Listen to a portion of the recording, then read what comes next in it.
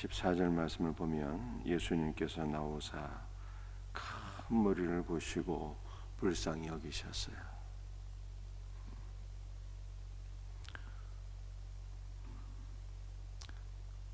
불쌍히 여기다라고 하는 것이요, 이 원문의 의미는 창자라고 하는 뜻이에요. 그냥 유대인들은 인간의 감정의 원천이 내장에 있다고 생각해요. 그래서 예수님께서 큰 무리를 불쌍히 여기셨는데, 그 불쌍히 여기다는 것이, 창자라고 하는 것은 예수님 속에서 막 끌어나오는, 창자가 끊어진 듯한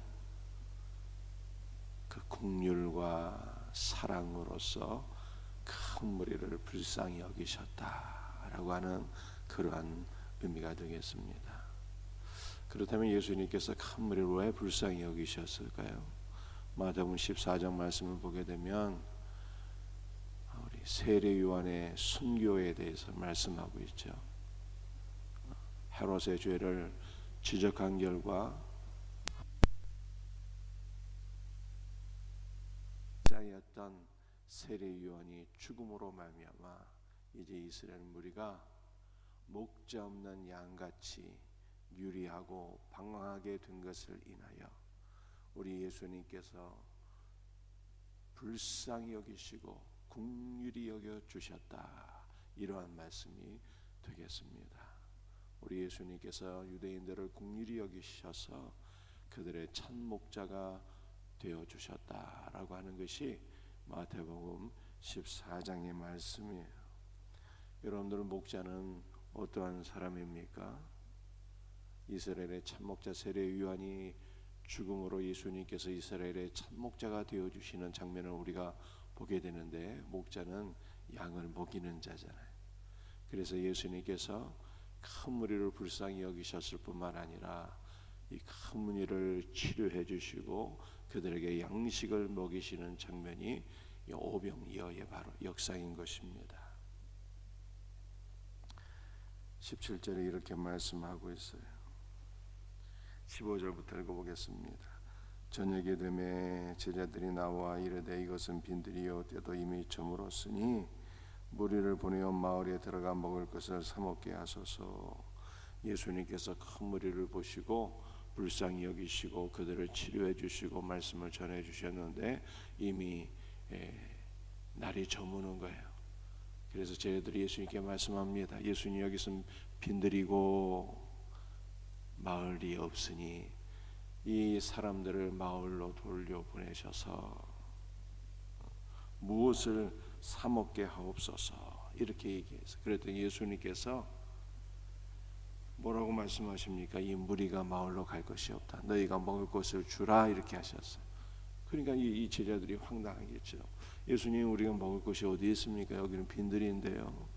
우리가 가지고 있는 것은 단지 보리떡 5개, 물고기 2마리 뿐입니다, 이렇게 얘기했어요.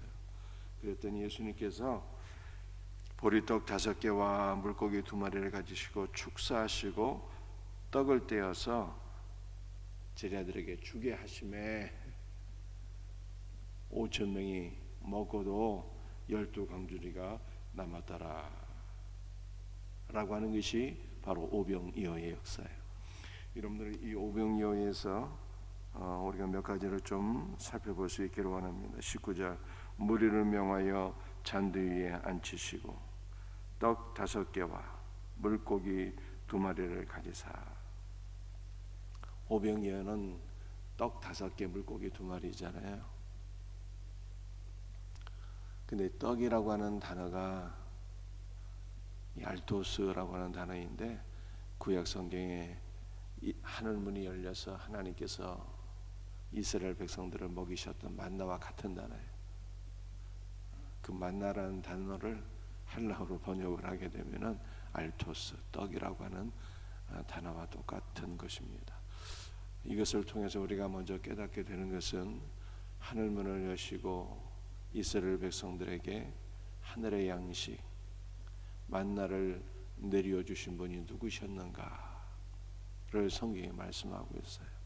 하늘문을 여시고 만나를 내려주신 분은 바로 우리 주 예수 그리스도였다는 거예요. 그래서 예수님께서 우리 신약 시대에 다시 한 번 더 떡 5개를 통해서 5천 명을 먹이시는 놀라운 은혜를 베풀어 주신 것이죠. 이것을 통해서 출애굽 시절에 광야에서 만나를 내려주신 분이 바로 우리 주 예수 그리스도다라고 하는 것을 우리가 보게 되는 것입니다. 여러분들 떡 5개잖아요. 5개. 5라는 것은요, 은혜를 가리키는 것입니다. 우리 주님께서 은혜로 큰 무리를 불쌍히 여기시고 떡을 베풀어 주셨어요. 그러니까 우리는 은혜로 사는 거예요. 주님의 은혜로 구원받고 주님의 은혜로 먹고 주님의 은혜로 살아가는 것입니다. 여러분들 이 떡이라고 하는 단어는요, 이 만나라고 하는 단어와 같은 것이다 라고 하는 것을 제가 설명드렸습니다. 그렇다면 만나는 무엇을 가리키는 것일까요? 만나는 생명의 떡이 되시는 예수 그리스도 자신을 가리키는 거예요. 여러분들 이 만나는 단어를 우리가 지금 자세히 설명할 수 없지만 만나라는 단어 원어를 보게 되면은 고난 받으신 예수 그리스도를 가리키고 있어요. 그래서 예수님은 어떤 분이십니까? 자기 자신을 생명의 떡으로 우리에게 주시는 분이다. 이것이 바로 은혜라는 거예요. 그러니까 제가 주일날 설교에도 예수님께서 자신의 몸을 우리 죄를 위하여 주셨다라고 설명을 드렸는데 오늘 본문 말씀도 같은 의미가 되는 것입니다. 우리 예수님께서 생명의 떡이 되시는 자신을 우리들에게 은혜로 주셨다라고 하는 것을 보여주는 것이 바로 오병이어예요. 여러분들 물고기 2마리잖아요. 물고기 2마리. 제가 몇 번 계속 설명드린 바가 있지만 물고기는요, 우리 초대교회 성도들이 나는 예수 믿는 신자다 했을 때 뭐 내밀었어요? 물고기 내밀었다니까. 그 물고기는 익투스라고 하는 단어인데요, 이것은 예수 그리스도는 하나님의 아들이시다라고 하는 거예요. 이 익투스라는 단어를 익투스라는 단어는 어떤 단어인가 하면 그 자체가 물고기라고 하는 뜻인데, 익투스는요, 하나님의 아들 예수 그리스도는 구원자다라고 하는 요 문장에 이니셜을 딴 거예요. 이니셜. 그래서 이게 바로 익투스 물고기라. 물고기는 예수 그리스도를 가리키는, 예수 그리스도를 가리키는 거예요. 그런데 우리가 물고기이신 예수 그리스도, 생명이 떡이 되시는 예수 그리스도를 먹게 되면요, 우리도 물고기가 된다니까요. 그래서 하나님의 아들을 우리가 믿고 영접하면 우리에게 무엇이 주어져요? 하나님의 자녀가 되는 권세를 주시니라고 성경 말씀하고 있잖아요. 하나님의 아들을 믿고 영접하는 자는요, 하나님의 자녀가 되는 권세를 주신다니까. 그래서 물고기 2마리는, 한 물고기는 주 예수 그리스도요, 한 물고기는 바로 예수 그리스도를 먹음으로 하나님의 자녀가 된 우리 성도들을 가리키는 거예요. 그래서 우리 주님은 생명의 떡이 되시는 자신, 참 물고기이신 자기 자신으로 세상 만민을 먹이시는 분이시다 라고 하는 것을 우리들에게 말씀하고 있는 거예요. 그런데 오늘 우리가 이제 주목해야 될 것은 우리 주님 뭐라고 말씀하셨어요? 16절에 너희가 먹을 것을 주라고 말씀하셨고요, 또 19절 말씀을 보면 떡을 떼어 제자들에게 주게 하심에 제자들이 무리에게 주니라고 말씀하고 계세요. 여러분들, 우리 예수님은 생명의 떡이신 자기 자신을 세상 만민을 위하여 내어주시는데 누구를 통해서 내어주시는 거예요? 누구를 통해서? 제자들을 통해서,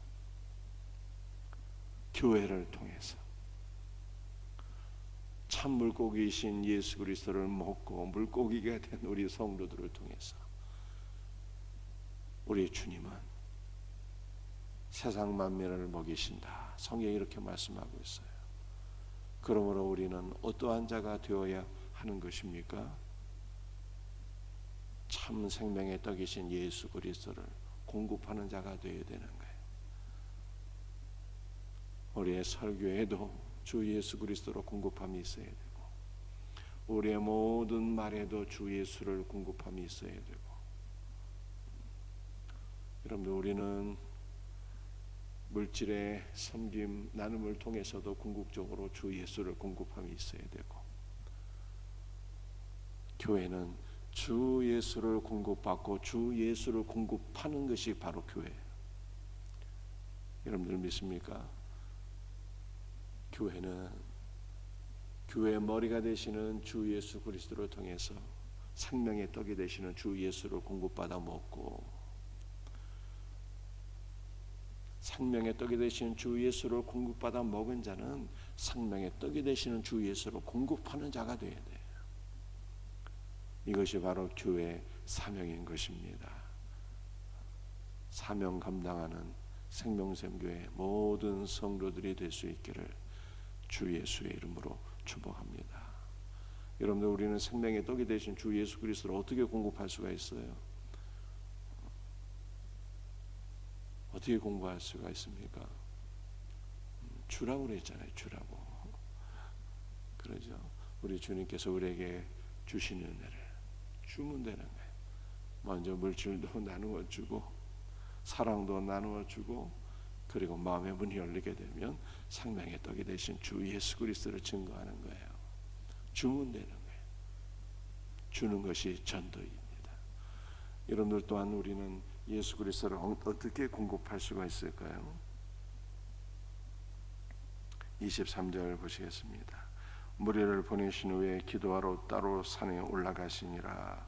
점을 매 거기에 혼자 계시더니, 우리 예수님께서 제자들을 갈릴리 바다 건너편으로 보내시고 따로 혼자 산에 올라가 무엇 하셨다고요? 따로 혼자 산에 올라가. 그런데 기도하러 산에 올라가셨나? 기도하러. 여러분들 23절에 보면은 기도하러 따로 산에 올라가시니라 이렇게 말씀하시잖아요. 마태복음에 따로라고 하는 단어가 6번 나와요. 6번. 여러분들 우리는 어떠한 사람이 되어야 하는 것입니까? 세상 가운데 살고 있지만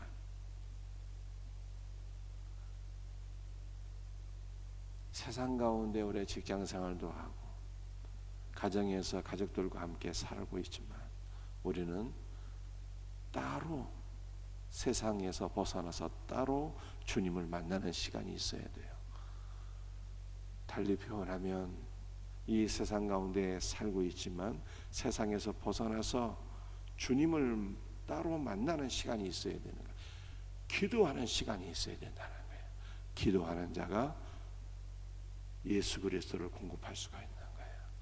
기도하는 성도들이 되셔야 돼요. 주님을 만나서 지속적으로 주님을 공급받아야 돼요. 무엇을 통해서? 기도를 통해서. 기도를 통해서 주님을 지속적으로 만나고 지속적으로 공급받아야 되는 거예요. 그러므로 오늘 새벽에도 이 기도 시간에 주님을 만날 수 있는, 주님을 구하고 주님을 공급받는 우리 성도들이 되시기를 바랍니다. 지속적으로 주님을 공급받게 될 때 주 예수를 공급하는 신령한 성도가 되는 것입니다. 기도하셔야 돼요. 우리 자신을 위해서 그리스도를 공급하여 주옵소서 이렇게 기도하시고 주 예수를 구하고 주 예수를 공급받고, 뿐만 아니라 우리는 VIP들, 우리 전도 대상자들을 위해서 기도해야 되는 거죠.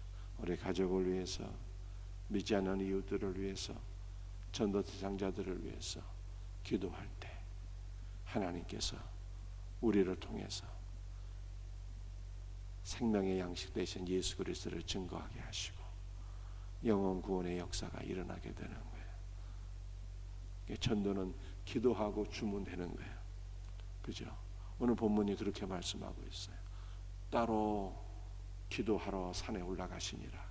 기도하면 되는 것이고 너희들이 주라 말씀하셨잖아요. 기도하고 주면 되는 거예요. 이것이 전도예요.